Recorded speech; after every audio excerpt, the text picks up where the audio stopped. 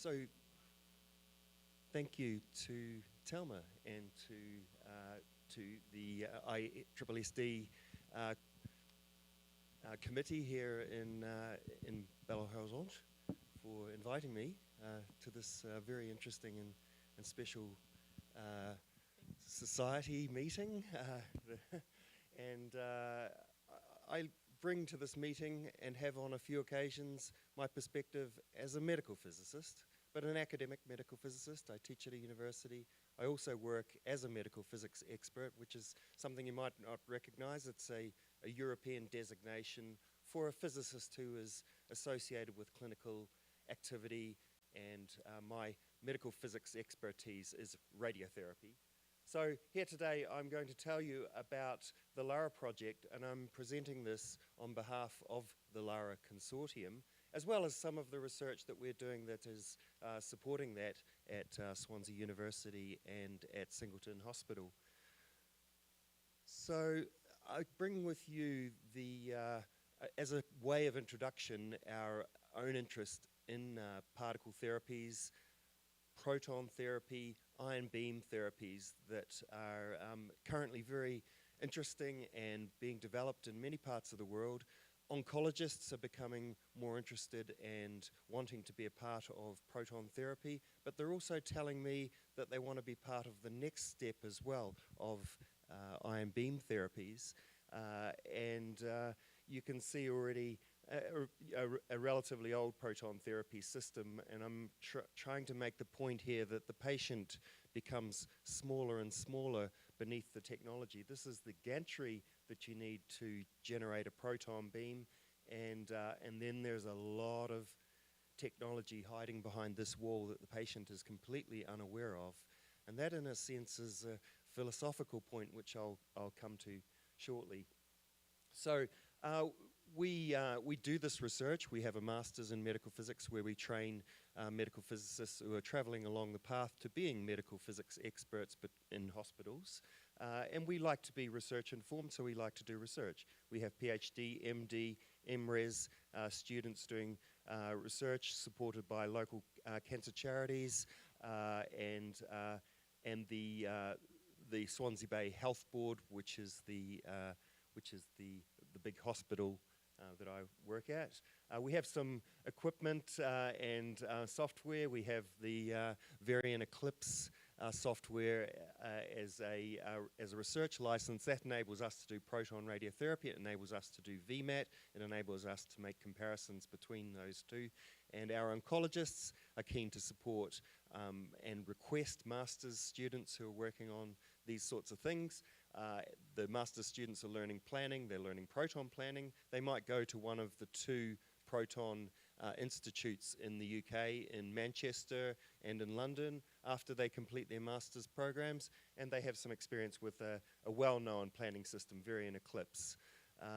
We also do these things with the tricks of the trade. Fluker and Primo are our choice at the moment, and you'll no doubt be aware of other software tools like Jayont and so on that are available for this sort of practice. But sometimes it's nice to be a little bit different. I find, for example, that Fluker has a very quick learning curve for our students, and we teach it and the methods associated with it on the master's program. So we have students coming through with that sort of expertise as they go on to their next steps. So this is the kind of research that we've been doing. Here, for example, you can see in a brain a proton therapy plan that has been designed by Patrice Acker, and here is the hippocampus. So in this case, this treatment will give a radiation dose which cannot spare one of the hippocampi, but it can spare the other one. However, with an IMRT approach for such a large treatment area, you wouldn't be able to have that sort of conservation of the hippocampus. Now, why is the hippocampus important? I forget. Actually, I remember. The hippocampus is all about our recruitment of memories. We do the basic stuff as well. We look at how proton beams are affected by bones and by and X-ray beams for that matter. These are micro CT scans of the cochlea, and we use those micro CT scans in the same way that you'd use regular scans. We change the voxel sizes, and we work at those low voxel sizes with codes like Fluker very effectively, and we can learn from that. We can learn about the dosimetry. We can learn about the distorting effect that microstructures have on proton beams, which is very different from X-rays, actually, and that's the work of Ahmed Abbas here and the work of Samara Nazir, two of our PhD students. So the next step, which is what I'm going to sort of be talking about today, and really there's a bit of philosophy in here that I would like to share with you, but again, it's this lesson. The gantry is gargantuan, and it dwarfs the patient. Again, the patient is the center of our technological requirement, and yet the technology expands and becomes the dominant problem. How do you treat a patient who is maybe poorly, maybe a child, or maybe very old, is not able to sit up and receive their treatment? They need to be lying down. And then the consequence is that you have to bring those particles in from all sorts of different directions, and you have this technology called the gantry, which alone dwarfs the patient, let alone the rest of the apparatus. Some of this is probably familiar to you. Why are we moving from photons to X-rays, X-ray photons to protons? Here's the proton beam here. It's got some breadth to it. It looks better though, because we're not giving radiation dose here, so that might be an organ that is just beyond the practical range or the Bragg peak of the proton. But this plot, which you see in many presentations about protons, doesn't tell the whole story. So actually our speaker this afternoon will be talking more about proton therapy, and I hope that this is made much more clear. In fact, if you look at the sort of scale there of the Bragg peak, you can see that has some breadth. Well, proton beams also have scattering, and they have a penumbral breadth as well, which in comparison, when we look at this sort of thing, we can achieve similar levels of precision with X-ray IMRT solutions like VMAT and the like. We can't achieve the same sparing and, I would say, kindness, so that it's radiation that is kind to, for example, a child who has a whole life ahead of them, but we can achieve the precision. So protons are a step forward in a respect, but they're also a step back because they don't achieve the precision that we can have with X-rays. And if we want both, if we want kindness and precision, then we need to move to other particles. And here I've got an example of a carbon-12 beam, carbon ion therapy, but also people are beginning to think about helium ion therapy, and that might be a little bit cheaper. So it is really worth reflecting on why we went to carbon ion therapy in the first instance and whether there are cheaper alternatives. So just thinking a little bit about the complexities that ion beam therapies bring, here actually is something that people bring up quite often. So you use a carbon ion therapy, you use a proton therapy for that matter, and you're generating neutrons. If you do your proton therapy in a way such that you're interacting with the beam, you'll be generating lots of protons and neutrons downstream from the collimator. And so people have tended to move to spot control of proton beams these days to avoid that problem. But there's no getting away from the fact that protons will generate neutrons in the body. There's no getting away from the fact that when you go to helium, when you go to carbon ions, you have this huge exaggeration in the amount of neutrons that are generated. Now, I've tried to make this comparison in as fair a way as possible. I've calculated the neutron component as a neutron equivalent dose, so that's a radiation protection quantity in a way, and I've calculated the dose for a 4x4x4 box field at 8 centimeters deep, so typical of a brain therapy. And this is the dose, but you're already thinking that's not fair, because of course carbon ions have a much bigger RBE than protons. Protons have an RBE of 1.1, and carbon ions have an RBE of about 3. So there are various models that you can use to consider the RBE. I've put up a very simple model here, which is actually quite weird. You might have come across QLET, which is used in radiation protection. It's a conservative quantity that relates to double-strand breaks as a function of the LET. It's not a reasonable fit to the clinical reality. And we've done enough carbon ion therapy at quite a number of institutions in the world, in China, in Europe, in the United States, in Japan. There are carbon ion facilities that we now have a comfortable idea of what the RBE is, and it's about 3. So if you take that relationship to the double strand breaks, and then you take the square of that relationship, the square root of that relationship, you get a much better agreement. It's very simple, but this matches the 2 models, LEM and MKM, that are used in clinical practice in Europe and Japan respectively. Then you can see actually there is not a vast increase in neutrons. There's a jump from protons, but it's not terrible. And then ultimately you can even move to crazy heavy ions like iron 54 and still see some benefits. So there may be some benefits perhaps in even going to even higher ion beams. But I like to look at this end of the scale because this is where it gets cheaper and better. And that's interesting. If you do this QLET modeling, you see that helium is the worst. So I wonder actually whether or not there was some thinking in the early days that helium would produce more neutrons per damage than carbon ions. The thinking around carbon ions is also that it was likely to produce a similar spectrum to neutron therapies, which were really not working, but we wanted to find some alternative to neutron therapies that had some of the benefits of neutron therapies. And what are those benefits? RBE and high LET that does some of those things like allows for direct ionization of the DNA and so on, is not so dependent on those chemistry processes that we were talking about just before. Okay, so how are we going to do that?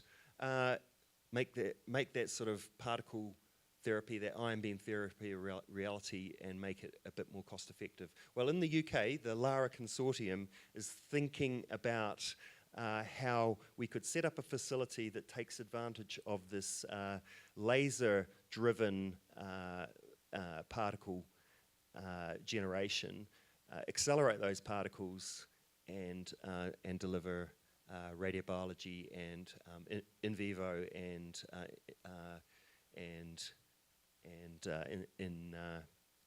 the glass radiobiology as well.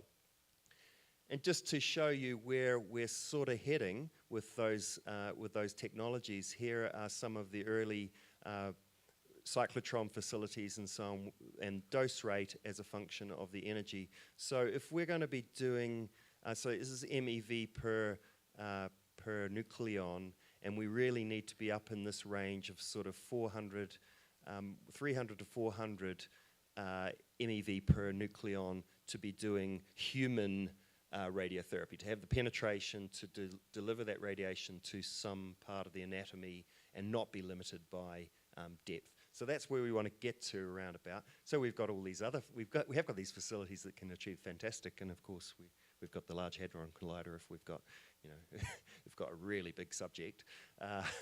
Joke. And here is LARA as we sort of begin. LARA and the other accelerator laser-generated particle sources have the benefit of very high instantaneous dose rates, and as we work to control that, we predict.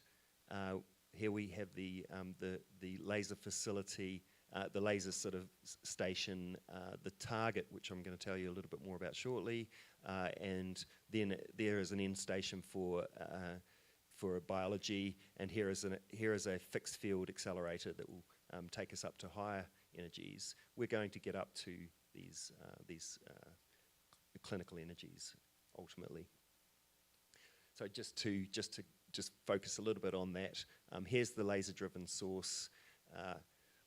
the Lara facility will introduce 3 new technologies that have the potential to reduce the cost and physical size of particle therapy facilities. So we've got laser-driven sources, we've got a new thing which I'm going to talk about shortly, the Gabor lens, which is a way that we can capture that radiation and direct it to our fixed field accelerator, and that's a way that you can use the control of the magnetic field to achieve a wide range of energies that can be used to deliver the spread out Bragg peak over a wide range of energies. So that's depths as well as the spreading out of the Bragg peak in that technology. Whereas typical cyclotron technology is using a fixed energy and then degrading of that energy to give the variation and range that you achieve. We can avoid that with this relatively new technology, FFA. So each of these steps is a little bit adventurous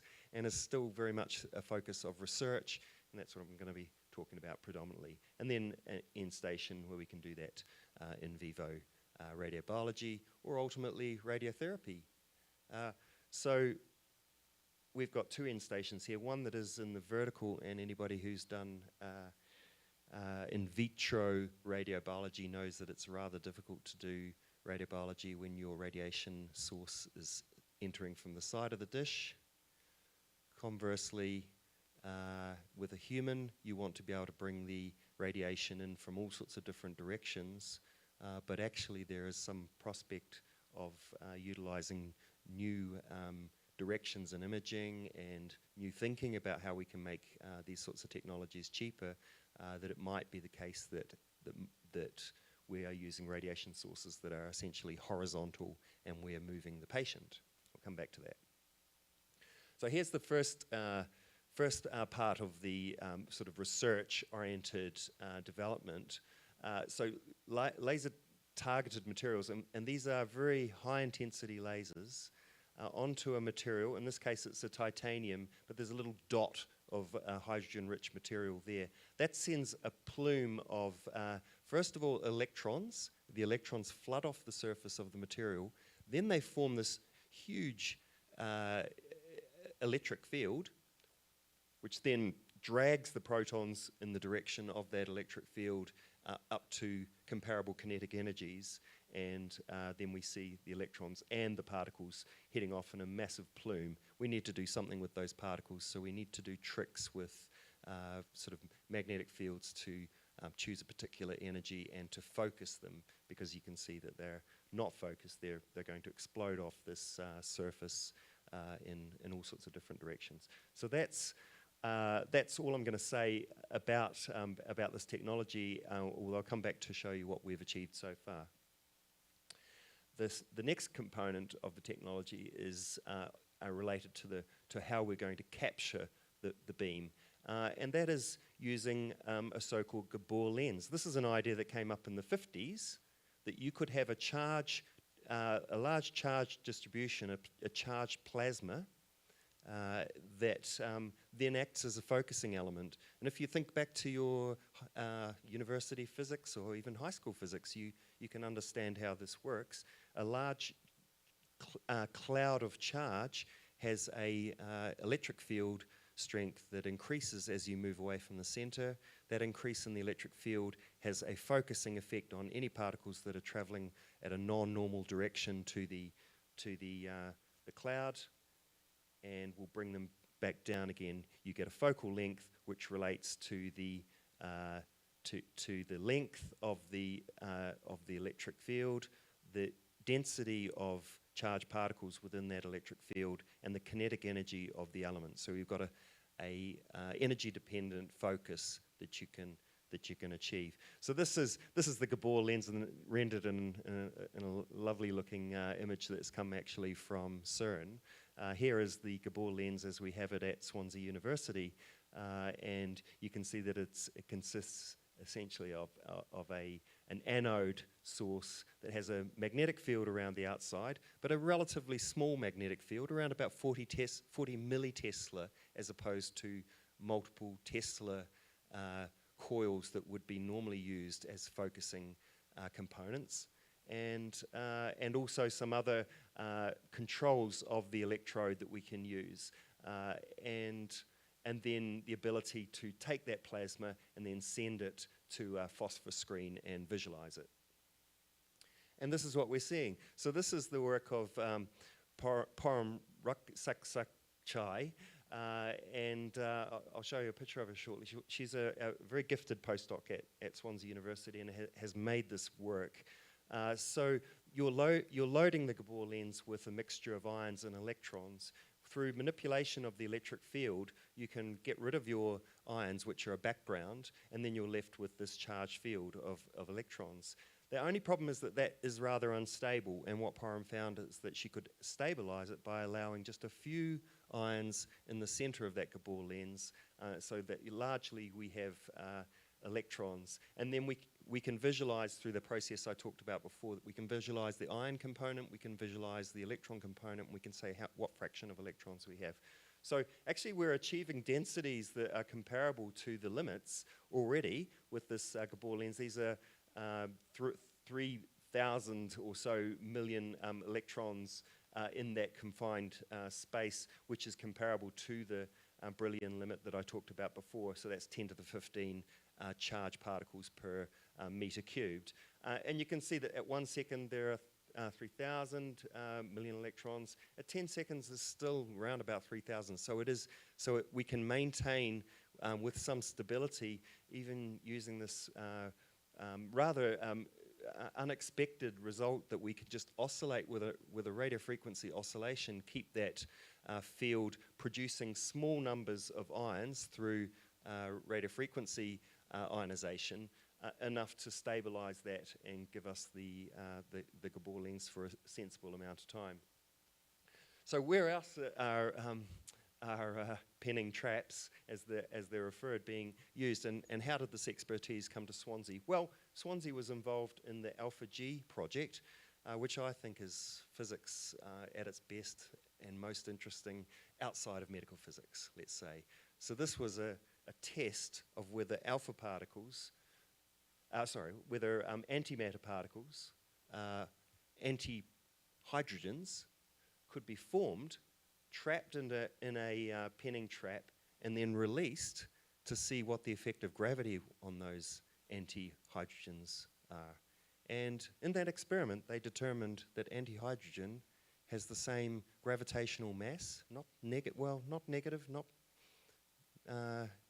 the opposite mass in effect to hydrogen. So some of you would be saying, oh, so what? We knew from the kinetic energy of these objects that the mass is positive. But it had never been done. So this is a really fundamental experiment that Swansea was involved in that weighed antimatter and said it's kind of the same. The error bars on the experiment are interesting. They got a number for G of around about 8 meters per second, plus or minus 3 or 4 or something rather like that. So they ruled out a negative mass, and it may be with refinement of this experiment that they'll find that it is subtly different, but for the moment we're happy to know that our cosmology is at least safe in that antimatter is similar in that regard to regular matter. That wasn't medical physics, but hope you enjoyed the connection anyway. And then the final little bit of technological leap that we're hoping to achieve is with this technology called fixed field accelerating coils. And you see an example there of a fixed field accelerating coil, and as it has been drawn up, it's in the realms of research, but there are several facilities in the world that have explored this sort of thing for particle physics technologies. We're interested in it, and we can see the value in it for ion beam generation and control. As I said before, you can bring in a beam at an energy, you can accelerate it up through this fixed field accelerator and then send it on again, but it is not limited to one single energy. With the control of the magnetic field, we can have an energy over a wide range from the sort of 70 MeV all the way up to 250 MeV.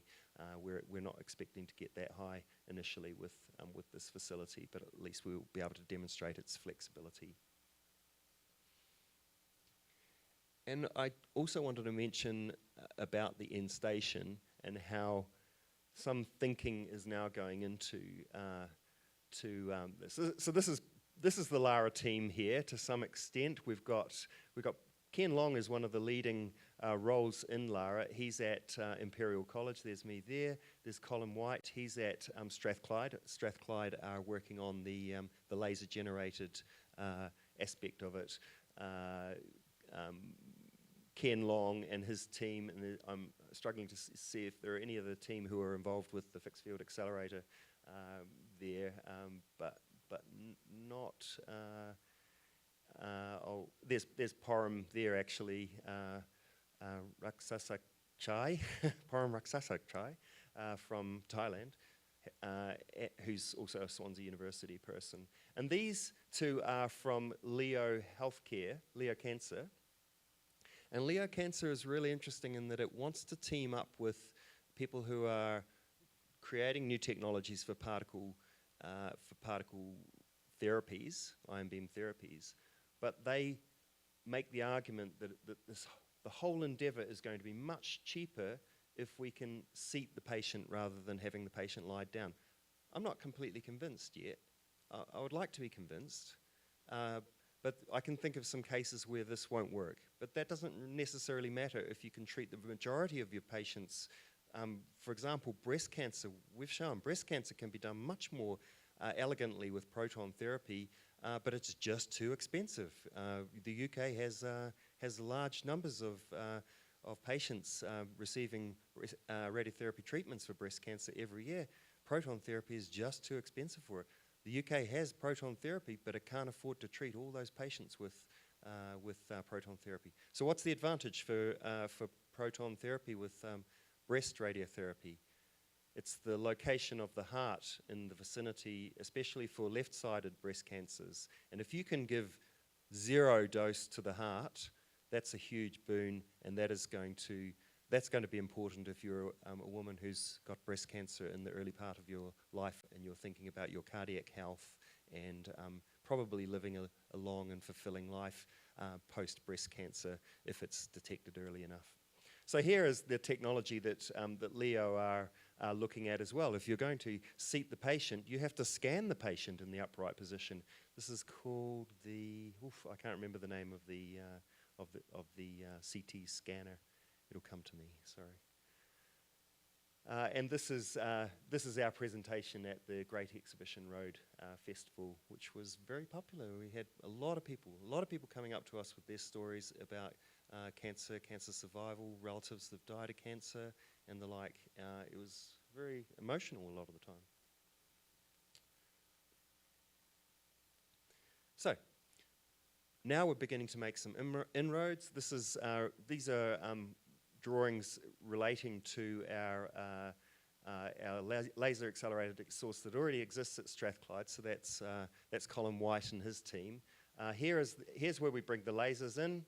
Here's the reaction chamber essentially, which is the laser onto a target of some description. They've explored a few different types of targets. You saw the mylar, you saw the idea of the titanium with the hydrogen embedded. They've explored water targets as well, which I think is actually very interesting because you could generate both protons and oxygen ions from that. I can't think how you generate helium ions, but if anybody has a good idea, please come and chat to me about that. But helium, if we could make a ribbon of helium, I guess you'd need cryogenics. That would be a great way of doing things. But there are other isotopes, lithium, boron, that are light and going to be cheaper than carbon ion therapy that may be able to be made into the targets. Then you see there is the laser coming through, and this is the laser chamber, but here is the, no, I'm wrong about that. We've got a laser downstream, and here is the point where we're focusing that laser on a target, generating that plume of X-rays, and here with our tools for doing radiobiology in some sort of automated way. And here is the predicted spectrum with a lump of what have we got there? Our primary protons being generated about 10 MeV. And so these are some of the first results, and in October we're expecting to do radiobiology experiments with this beamline, and there has been one previous experiment in another part of the world with radiobiology, and it was a bit of a failure of an experiment because they got a couple of data points, but then as soon as they got up into the intense sources, all of the cells died. So this desperately needs to be repeated. Here we have radiochromic film, which many people, of course, will be familiar with. It's a standard dosimetry, but yet there are some unknowns about whether or not it will behave in a linear fashion with dose rate and dose. I'll come on to that shortly.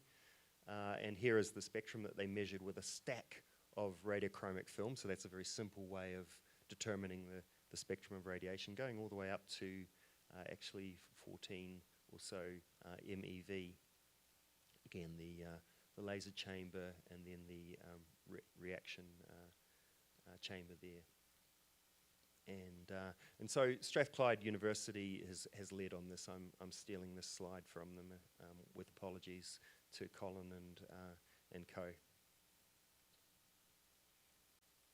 And these are the radiobiology vessels that have been designed to be the right sort of size with mylar inserts in the bottom where we can have a layer upon which the cells can adhere that is thin enough, and it needs to be in the range of sort of 2 to 10 micron mylar. That's fine, but then you've got to be able to do some analysis of that, and the cells on those thin mylar sheets are not very well behaved. So there's still some challenges. The idea is to generate lots of short pulses or to use a proton beam, but essentially with lots of small pulses generated in succession, we can generate a conventional style dose rate, and we can generate a flash, or even, in excess of what most people would consider to be flash, an ultra high dose rate in a single pulse that would have an instantaneous dose rate of 10 to the 9 gray per second, but we feel that we can't really get to doses that are flash-like doses, so that would need to be 50 gray or so before in one single pulse. So the likelihood is that we would deliver that radiation over the course of 10 pulses, say, in 1 second. And then that's easily in the flash range. It's probably around about 100 gray per second. So the next question is, how do you do dosimetry with such extreme radiation sources? And this is my particular interest. So there's a few slides here, and if I've got the time, I'll rattle through. Yeah, got a quarter of an hour. So the best and most absolute, or the absolute dosimetry that we have is calorimetry. The radiation dose is defined as the energy per unit mass, and if we can measure the energy in some kind of sort of standard way and using thermodynamics, the basic laws of thermodynamics, any temperature rise is related to the injection of energy, and if we can be sure where that energy is going, i.e. it's not going into chemical reactions, then we can be confident. So this is the NPL calorimeter here. It's based on graphite. It's the same size as the Roos chamber, and they're giving it out to researchers like myself. So that's very kind of them, but a wonderful opportunity as well. And so we can already do water calorimetry, and in her master's dissertation, Tino Zaro has looked at our own experiments with calorimetry, and we were able to do the conventional beams. We've got a 6 MV X-ray beam here. We've got a triple F, that means you take away the flattening filter, then you've got that much more intense beam, well about 3 to 4 times the dose rate. The thing about calorimetry is that you start heating this and then you change the temperature of the whole system. So you have to try and model how the system is going to behave if it were not heated, and if it were following some sort of temperature equilibrium at temperature change at post-radiation. And the best we do is to find a point in the middle and try to model that as an instantaneous injection of heat. And so the quicker the radiation delivered, actually the more accurate we get. And we got better accuracy with FFF than we did with the conventional 6MV X-ray. And without any numbers, without any traceability, with a box that has been calibrated against voltage, we got within 2 or 3% or so.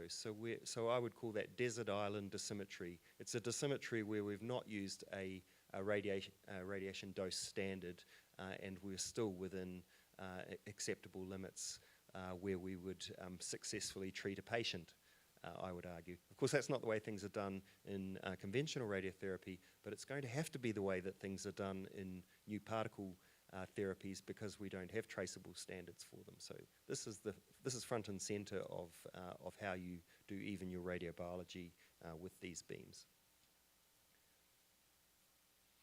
And I'm very interested in CVD diamonds, but I'll quickly rattle through these because we've been involved in the development of new CVD diamonds over the years. This is PhD of Maria Polero, and this is the diamond detector that we developed.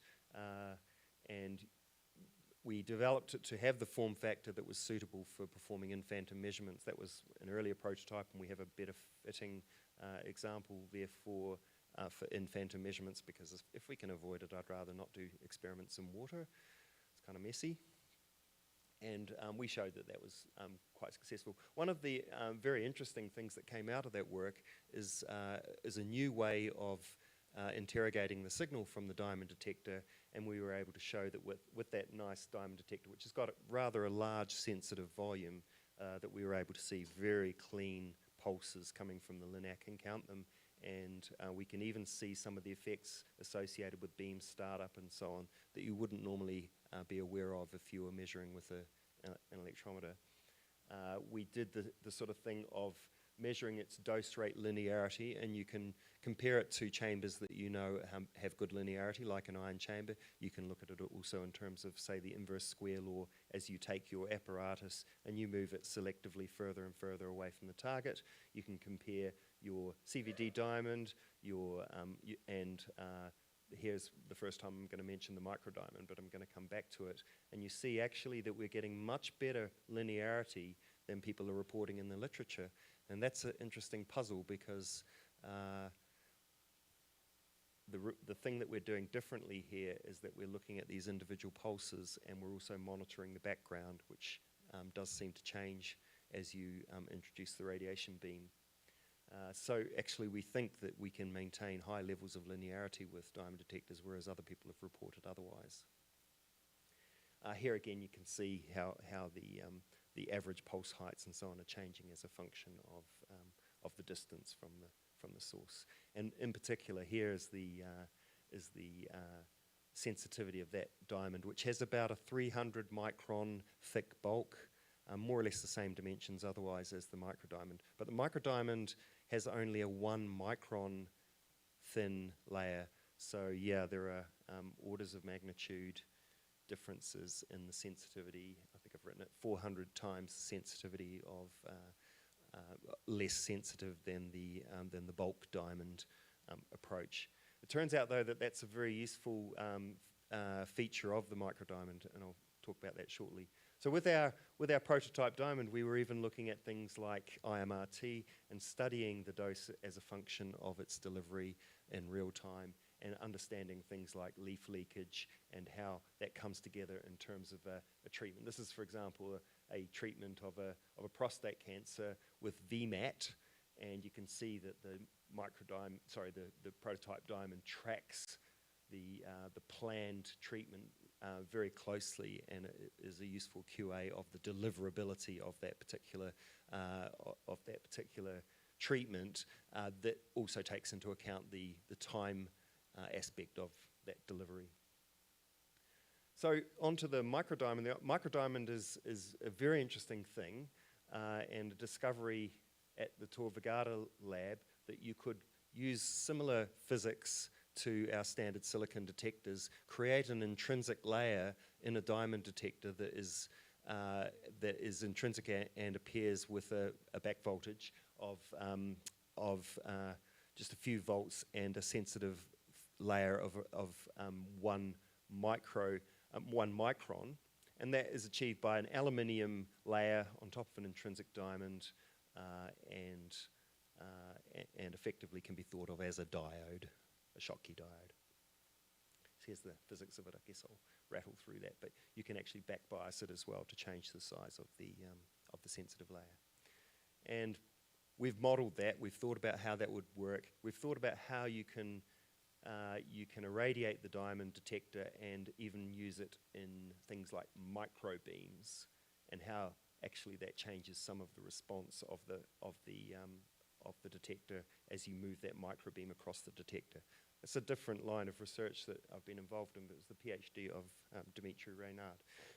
And just to give you a little bit of a window on it, because if you're going to deliver a microbeam, you have to deliver it fast, because the movement of the patient will move and blur the radiation dose distribution. And so if you're not delivering it fast, you're not going to be able to achieve a microbeam. How you deliver it fast is with the use of a synchrotron X-ray. So we've got these electrons coming in. The insertion device that is used in this case is a so-called wiggler. It's a bunch of dipole magnets placed close together. And actually, one of the features of the wiggler is that you can control the intensity of the radiation, of the synchrotron radiation that is coming out of that insertion device with modifications to the gap between those two. So here we are seeing actually comparison of a ion chamber and that microdiamond over many orders of magnitude, and ultimately you can see that the microdiamond is performing better than the pinpoint chamber. We still need to do a lot more work to understand whether it is really achieving linearity at those sorts of energies, and that would involve comparing with a calorimeter. Here it is. Here is that same microdiamond set up with our circuits that we use to monitor the signal from the diamond in real time, and you can see the Linac pulses are still visible. We can use that to calibrate the microdiamond for this sort of work, and then we're taking the microdiamond, which is right there in the nozzle of the University of Birmingham MC40 cyclotron proton source, and we were trying to look at individual proton events with traversing the diamond detector. We kind of predicted it with Monte Carlo modeling, Kerry, Neil and I, and then we thought we'd do the experiment, and we were able to convince ourselves that indeed we were actually seeing individual proton events. You can see some big ones here that I've found, and we do the spectroscopy, and we can see that we are building up a profile of those protons, at least beyond around about from about 2 MeV and above. We can absolutely see these protons, and with some attention to the circuit and a few other things, I think we can do better than that. But a single proton traversing that diamond detector is depositing only 0.1 milligray. Lara is going to be generating pulses that are 10 gray per pulse of that sort of order up to. But I do think that we can get up to those sorts of beam dose rates and intensities, because we know that we already have some orders of magnitude difference between the two different devices that we're using, which are delivering a lot more. The prototype is delivering a lot more charge. So I have some confidence there that the diamond detector will be useful in pulse by pulse, in this case laser pulse by pulse dosimetry. So, well, a lot of this is hypothetical. We're making small progress on some of the stages. I'm very excited about the use of the Gabor lens, because that is completely novel, and it does appear that it will be something that will work. And when that when we achieve that step, actually mostly at Swansea University, we'll be taking that to people like in the accelerator world to say this is a cheaper way of doing ion beam radiotherapy, because the step where you capture the radiation and focus it requires a magnetic field of about 40 times less than the magnetic fields that we're needing to use. So that avoids the use of cryogenics, or superconducting coils and the like that other people are doing, and we think has a potential to dramatically reduce the cost of particle therapies. So this is the team as we met a few meetings ago. Ken Long is taking the photo in this case. You've got Jason Parsons, who's the radiobiologist at Birmingham. There's Colin White there. Actually, there's Porum again, and people like Will Shields, who's done a lot of that modelling and the CAD work that you saw. Many other people for whom I'm grateful for the work that has gone into this talk. And, well, the LARA consortium involves quite a large number of partners focused on Imperial College as sort of the leading institution, but all these other institutions, oh, there's Swansea, but there's probably another one there somewhere, we've got Leo in there as well, and a few others that it's too long a list to mention. National Physical Laboratory is probably worth mentioning as well. So just some quick conclusions. Particle therapies, and I would argue ion beam therapies are being actively introduced as a sort of a next step from IMRT. That it gives us the precision, but also the kindness of proton therapy, and that dosimetric precision can only really be achieved with ion beam therapy. The LARA project is going to offer up some potential technology which in some ways are untested, but they have the potential to reduce the cost and the physical footprint of ion beam therapies. We need to accompany that with accurate and linear dosimetric methods to handle the high dose rates associated with these laser generated sources. And those methods need to include calorimetry as primary standards and fast detectors, the likes of which, such as Diamond, I'm personally actively interested in and working on, are still in need of plenty of work. So thanks very much.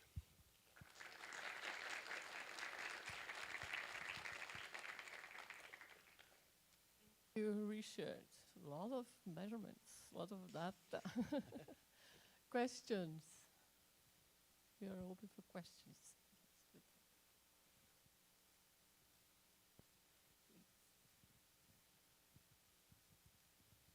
So thank you very much for the very nice presentation. It was very interesting. Is it on? Yeah. Okay, so when you speak about radiotherapy with particles, I mean, I think that one of the most important things is to evaluate precisely the RBE of the particles, right? That's right. Do you have any information about research going on with those groups about the correct evaluation for proton and for carbon ions and things? I think everybody accepts that we need to be doing fundamental radiobiology to understand these things properly. But radiotherapy is a really interesting subject in that it kind of grows organically, and we learned very quickly with proton radiotherapy that the RBE needed to be included. It made an adjustment of about 10% to the dose, but then that radiotherapy became part of the landscape and in a way is accepted. Now I know that there's plenty of debate about that, but I can also see that that's a data point where it works. And then you have the independent development of carbon ion therapy in Europe and in Japan, where they have two rather different models. The LEM model, the local effect model, and MKM, the microdosimetric kinetic model.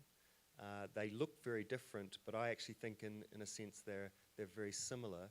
And one of the hallmarks of those models is that they still rely on basic cellular radiobiology measured with X-ray sources.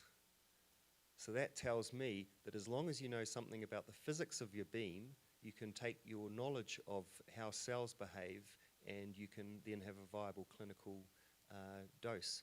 So there is some work, recent work, that shows comparisons of the calculation of the RBE, whatever that is, because it's wandering all over the place with the carbon ion therapy.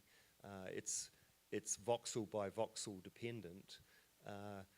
Comparisons that are made between plans that have come from the LEM model and from the MKM model. And those papers are not going to change behavior of clinicians who know that their clinical method works. We can only learn from that. And again, those are two new data points in that kind of learning. I find that very interesting.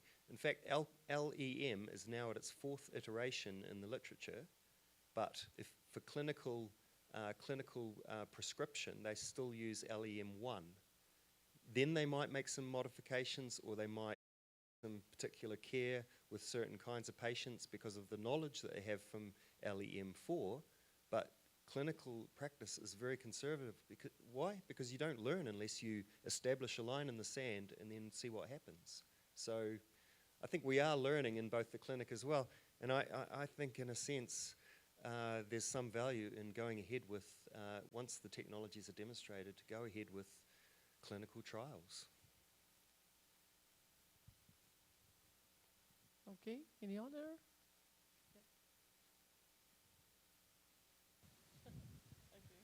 Em português, viu?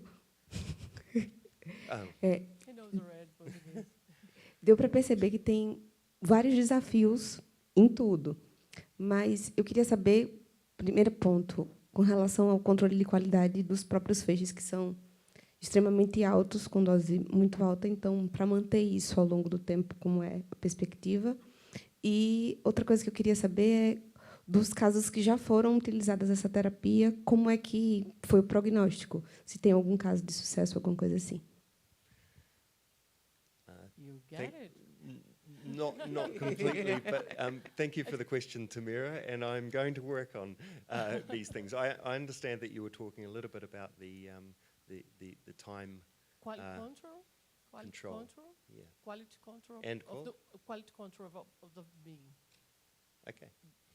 So yes, all those things are absolutely necessary in the clinical use of the beam, and we know that we don't have that reproducibility yet from the laser sources, and I think that that's going to contribute to challenges in the radiobiology work initially, but I also do think that there will be some experience with and improvements in the reproducibility of these sorts of techniques. Absolutely, unless there's quality control of the beam at the time of delivery and however that is manifest. I think we medical physicists like our phantoms. Demonstrations in phantoms are a good way of doing quality control, and I think that that's a reasonably legitimate practice once the technologies are established. For how long have you been working with this in this system? How long has the LARA project been running for now? Just about 5 years, and it's completion of the first stage of the research, which is essentially design and technological evaluation. It still has a lot of to measure to be done. Yeah, and the next stage would be having technology demonstrators of, for example, the Gabor lens approach, and I think that that's not far off. We think that we can do experiments already with beams, charged particles. We have a laser source. We have reproducible generation of these charge distributions. So the next step would fund a facility that coupled the laser source to a Gabor lens. last question. What's the limit you consider a flash radiotherapy, like the dose range therapy? What was the limit? I mean, the minimum to get it as a flash? Do you understand the question, Tamara? No, that's my question. I thought I'd ask whether Tamara knew the answer because I just continue. I'm not 100% sure. Okay. But I think it's about of the order. It won't work unless you're above around about 50 gray a second, I think. And but you can deliver that comparable conventional doses of perhaps 25, 30 gray. So it needs to be sub-second delivery. Thank you. Perfect, Richard. Any other question? Okay, Susan. Well, thank you, Professor, for the presentation. If I got it right, the ion beam depends on the target composition. Is that right? Yes. So it produces different types of beams, different types of particles. How is the radiation protection of the clinics is going to work with that? Is going to increase the price of radiation protection? Do you need many types of blindage, different types of? I don't believe so. I think that the plume of radiation is initially relatively directionless. It's forward directed, so you can think about shielding it in the forward direction. But there's no like incredibly high energy components to it. There is a limit to the kinetic energy that any particle can achieve, and so therefore there's a limit to the penetration that any particle can achieve beyond that is fixed by the laser energy, by the laser density. But actually, I think you raise important questions, and for example, neutron generation and so on through that process might be something that we do need to think about a little bit more. Thank you. It's working, yeah. You told that the best choice for dosimetry for flash radiotherapy would be the calorimeter. Well, But, every dosimetry, the best choice ultimately should be calorimetry because yeah, it's but it uses carbon, and the heat capacity of carbon is much less than water. So how to solve this problem?